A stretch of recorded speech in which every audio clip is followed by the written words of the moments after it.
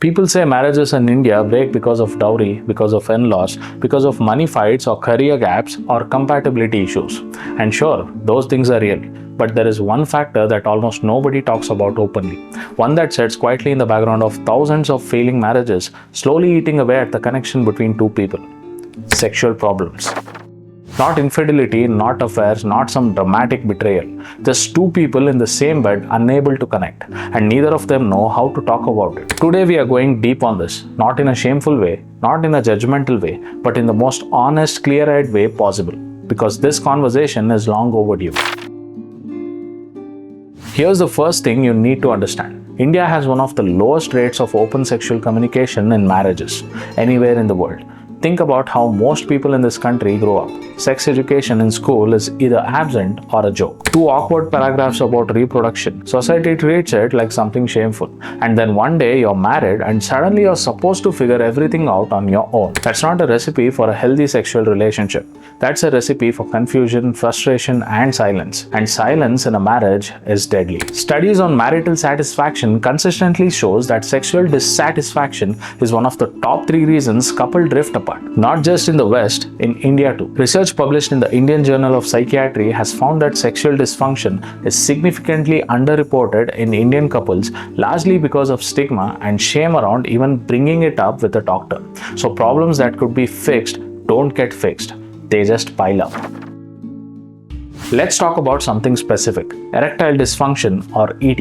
In India, surveys suggest that somewhere between 30 to 40% of men between the ages of 25 and 45 experience some degree of erectile dysfunction. That's not a small number. That's potentially millions of marriages where this is a silent, unspoken issue. Now here's the thing most people don't know. ED is not just a physical problem. It's not just something wrong with the body.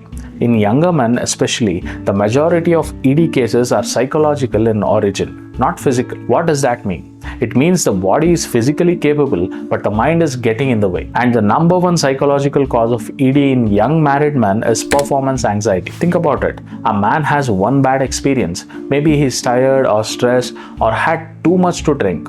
It happens. It's normal.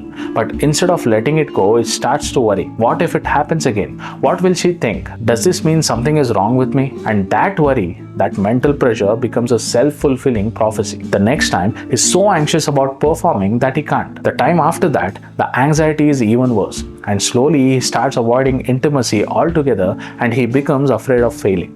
This is called performance anxiety cycle, and it's one of the most common and least discussed sexual health issues in Indian marriages. The wife doesn't know what's happening. She interprets the withdrawal as rejection. She pulls away emotionally. He interprets that as confirmation that he is a failure.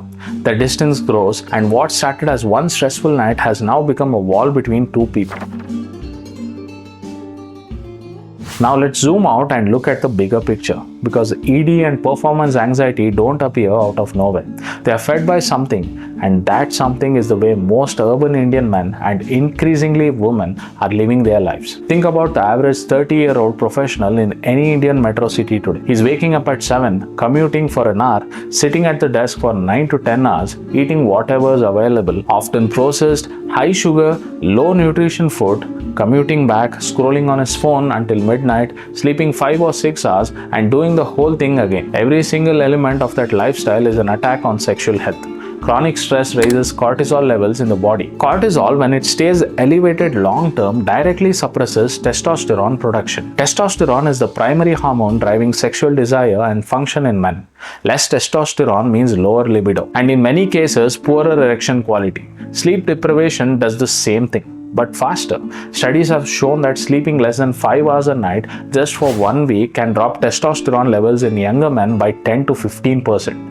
1 week. That's the magnitude of the impact. Sedentary habits reduce blood flow throughout the body, including to the genitals. Good sexual function depends heavily on healthy cardiovascular function. When you sit for 10 hours a day and never exercise, you are essentially starving your sexual system of the circulation it needs. Food habits matter enormously. Diets high in processed food, refined carbs, sugar, and trans fats are associated with lower testosterone, high estrogen, increased inflammation, and poorer vascular health. all of which directly impair sexual function. Meanwhile, nutrients like zinc, vitamin D, omega-3 fatty acids, and magnesium found in whole foods are essentially for healthy hormone production. Most urban Indians are chronically deficient in several of these. The point is, sexual dysfunction doesn't come from nowhere. It's built brick by brick by how we live, and no one ever connects these dots. This is the part that makes people uncomfortable. So let's be very clear. This is not a moral argument. This is a neurological and psychological one. India is one of the largest consumers of pornography in the world.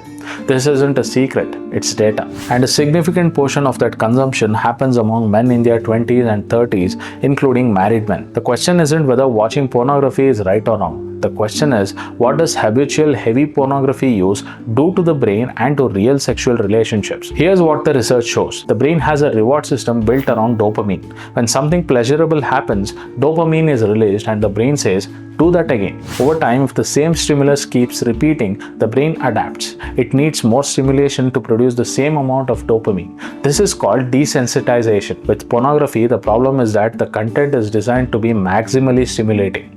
More variety, more novelty, more intensity than any real-world sexual experience can provide. When the brain gets habituated to that level of stimulation, real sex with a real partner in a real relationship starts to feel less arousing by comparison. This is sometimes called pornography-induced erectile dysfunction. And while the research is still evolving, sex therapists in India are increasingly reporting it as a real presenting problem in couples who come to them. Beyond the neurological side, there is the expectation problem. Pornography creates a completely distorted picture of what sex looks like. Bodies, performance, duration, what partners want, what pleasure means. Men who have been consuming pornography for years often enter marriage with a mental template that has almost nothing to do with reality. When reality doesn't match the template, they feel disappointed, and sometimes so does their partner in different ways. This is not about blame.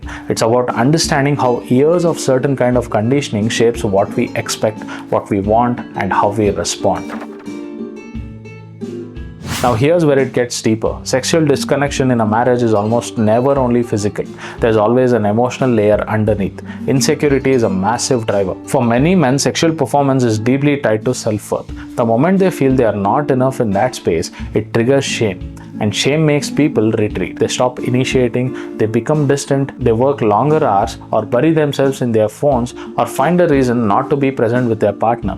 Because proximity to the person they feel they have disappointed feels unbearable. And women experience their own version of this. When a husband consistently avoids intimacy, a wife often interprets it personally. Is he not attracted to me? Am I not enough?